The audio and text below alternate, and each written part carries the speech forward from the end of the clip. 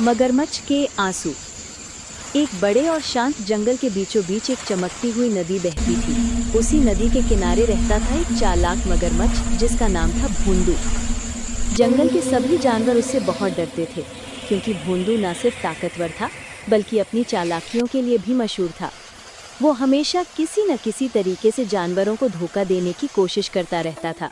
एक दिन भोंदू ने देखा कि नदी के किनारे एक छोटी हिरनी अकेली बैठी है। वो घायल लग रही थी और पानी पी रही थी।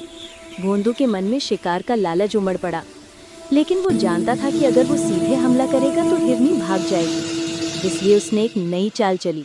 मगरमच्छ धीरे धीरे पानी के ऊपर आया और कराहने लगा। उसने बड़ी बड़ी आवाज़ें निकाली, जैसे उसे बहुत दर्द हो रहा हो। फिर उसने आंसू बहाने शुरू कर दिए। ये आंसू देखकर हिरनी डर गई, लेकिन उसे दया भी आई। उसने पूछा, क्या हुआ मगरमच्छ भाई, आप क्यों रो रहे हैं? भोंदू ने रोते हुए कहा, बहन, मैं बहुत अकेला हूँ, कोई मेरा दोस्त नहीं। मुझे बहुत दुख होता है, मैं किसी को नुकसान नहीं पहुँचाना चाहता। हिरनी को उस पर दया आ गई। उसने सोचा कि शायद मगरमच्छ सचमुच बदल गया हो। वो धीरे धीरे उसके पास आई और बोली, अगर आपको दोस्त चाहिए तो मैं आपकी मदद कर सकती हूँ।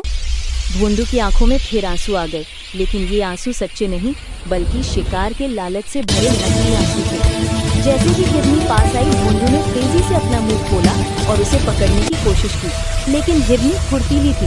वो तुरंत पीछे कूदी और भागकर दूर चली गई।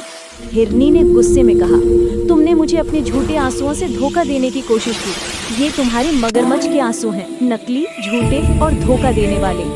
जंगल के बाकी जानवर भी ये सब देख रहे थे। वो समझ गए थे कि भोंदू भरोसे लायक नहीं है। उसके नकली आंसू और चालें अब किसी पर असर नहीं करेंगे। धीरे धीरे सब जानवर उससे दूरी बनाने लगे।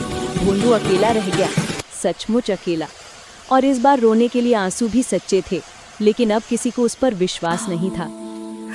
इस कहानी से सीख, जो लोग धोखे के लिए झूठे आंसू बहाते हैं उन पर कोई विश्वास नहीं करता। यही कारण है कि मगरमच्छ के आंसू मुहावरा नकली या झूठे दुख के लिए इस्तेमाल किया जाता है। वीडियो को लाइक, कमेंट और सब्सक्राइब करें।